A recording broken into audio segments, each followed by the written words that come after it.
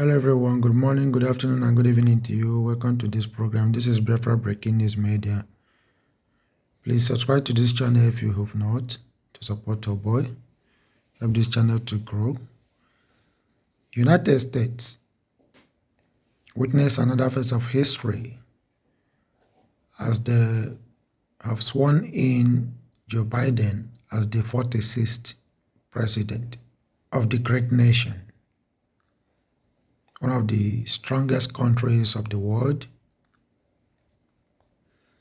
So let's look at some things that happened that Donald Trump, the outgoing president, or the former president, as the case may be right now, did, and also the center piece of the Joe Biden's, the current president's speech. So before this time, Donald Trump stated after certification of Joe Biden by the Congress had been issued that he's not going to be attending the presidential inaugural transition. Before this time, he left the State House even before the inaugural transition commenced, in line with what he said. Of course, we all know that Donald Trump is a man of his word, but this is what has not happened in the history of the United States for over years now, or decades, if I may say, uncountable decades for that matter. So whatever reasons is best known to him, but if I may say, I will say it's as a result of the fact that he still believes that the election was a house one, that he was robbed of his victory, something like that. So let me know what you think about something in the comment section as you will watch the video of his farewell address, where he also made mention of the fact that he will always be with the people, listen to them, support where he can, and that they will be back. According to him, his statement, he said, we will be back in some form.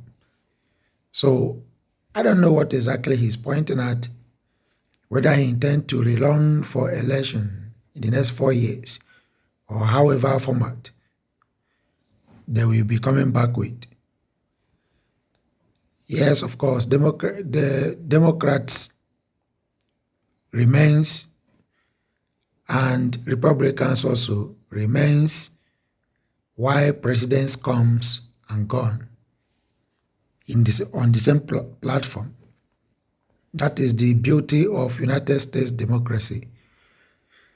So whichever way, we believe that diplomatic shuttle of the United States and that of the world will still coexist, irrespective of who is the president. So it's just devising different means of asserting some issues. So watch the video while we continue in a short while.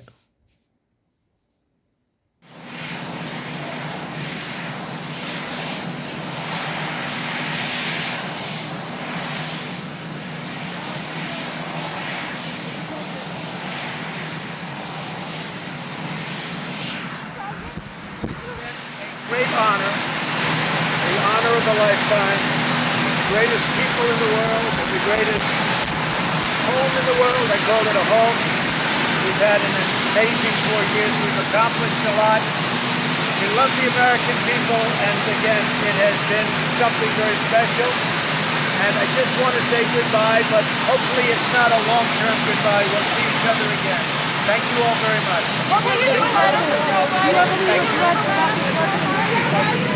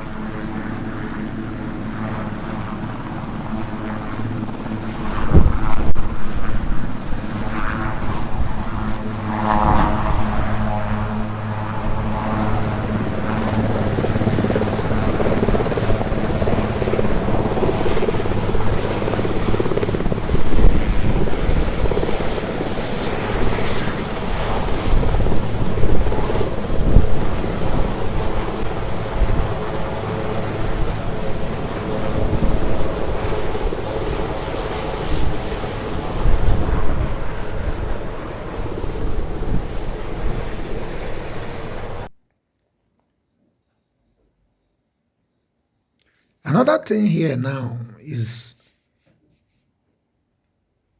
normally it is a kind of custom for any outgoing president to say a few word or letter, be it writing or whatever,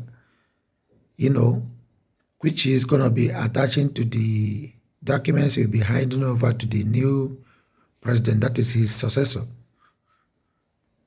So in this case, Donald Trump did another significant something.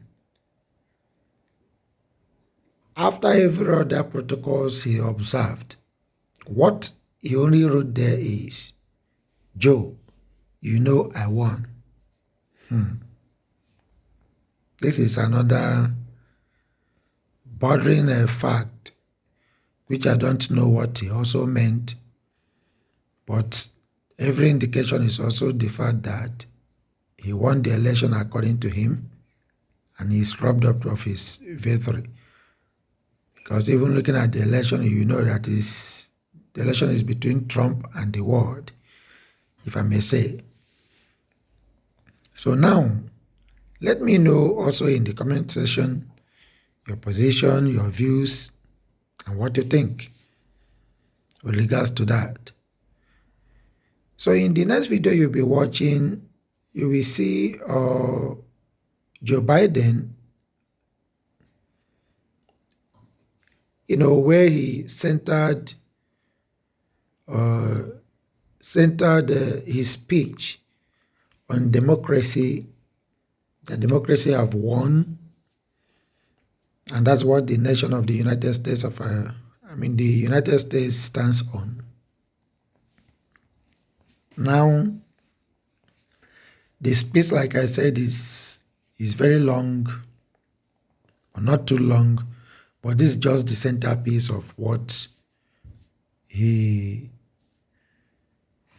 speech is all about, because every other thing is anchored on the need for unity, on the need for rebuilding the United States on the platform of democracy, or maybe the sustainability of the democratic structures. So, congratulations to Biden, and we hope that his presidency will also impact positively on the world. Thank you for watching. Please subscribe, grow this channel to become a big community where we also be having live session where everybody will be contributing on a live stage. Bye for now. Today, we celebrate the triumph not of a candidate, but of a cause, the cause of democracy. We've learned again that democracy is precious, democracy is fragile. And at this hour, my friends, democracy has prevailed.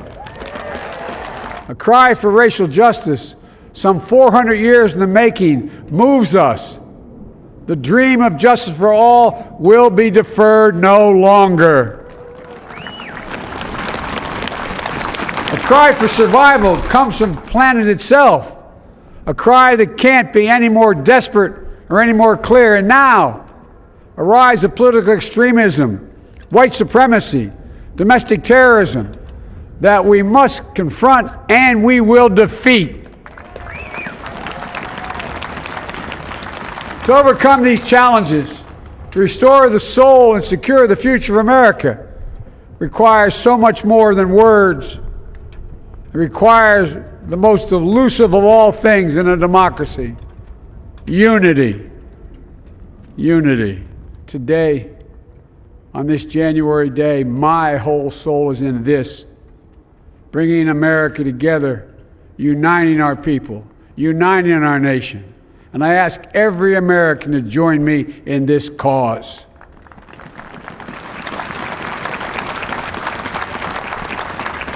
Uniting to fight the foes we face: anger, resentment and hatred, extremism, lawlessness, violence, disease, joblessness, and hopelessness. With unity, we can do great things, important things. Politics doesn't have to be a raging fire, destroying everything in its path.